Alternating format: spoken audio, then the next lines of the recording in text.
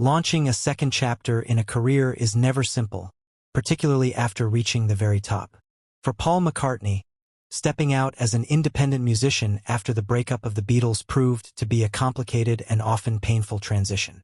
The documentary Man on the Run captures that turbulent stretch of his life, and under the direction of Morgan Neville, it frames the story not only as a struggle to redefine oneself, but also as an inspiring testament to renewal. Even for someone once considered the most famous man in the world. Throughout the 1970s, McCartney was constantly confronted with questions about a possible Beatles reunion. In the film's present-day narration, he explains that toward the end of the decade, the four former bandmates even talked about reuniting for a surprise appearance on the breakout television hit Saturday Night Live. Ultimately, the idea was abandoned. McCartney recalls that although the proposal sounded appealing at first, they began to question its purpose. They wondered whether it would truly benefit them, concluding that they had already completed one chapter together and were now pursuing different paths. Instead of moving forward with the plan, they chose to drop the idea and carry on separately. Reaching that sense of closure was not easy. In the documentary, released February 27th on Prime Video, McCartney reflects on a post-Beatles press statement declaring that his only intention moving forward was to mature and grow. Before he could do that, however, he had to endure a wave of harsh publicity that cast him as the person responsible for the group's breakup. This narrative persisted despite the fact that John Lennon had privately left the band in 1969 and chosen not to publicize the decision. Archival footage included in Neville's film reveals Lennon acknowledging that McCartney had been the most devoted to keeping the Beatles together, an aspect that many overlooked at the time.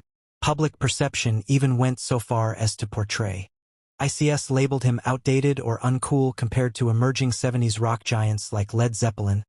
He maintained confidence in his abilities. By the mid-1970s, Wings had achieved significant success, launching a global tour and appearing on the cover of Time magazine. The documentary's reliance on voiceover for contemporary interviews creates some emotional distance, and it lacks overt dramatic tension. Instead, it serves as an intimate exploration of this transformative stage in McCartney's journey.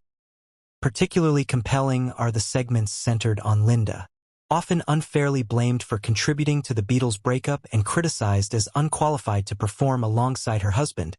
She is re-examined in the film as a talented photographer and pioneering figure in fashion. Commentary from her daughter Stella McCartney underscores Linda's creative accomplishments and her remarkable ability to balance family life while touring with one of the era's biggest acts. By 1980, McCartney sensed that Wings had reached its peak, recognizing that no band endures forever. The film positions Wings as a significant but transitional chapter within a much broader narrative. It ultimately finds emotional resolution in the tragic death of Lennon. Lennon's son Sean Lennon suggests that this loss marked a pivotal turning point in McCartney's maturation. McCartney himself shares that he and his longtime friend had reconciled before the murder, describing that reconciliation as one of the greatest gifts of his life. He reflects that their bond was both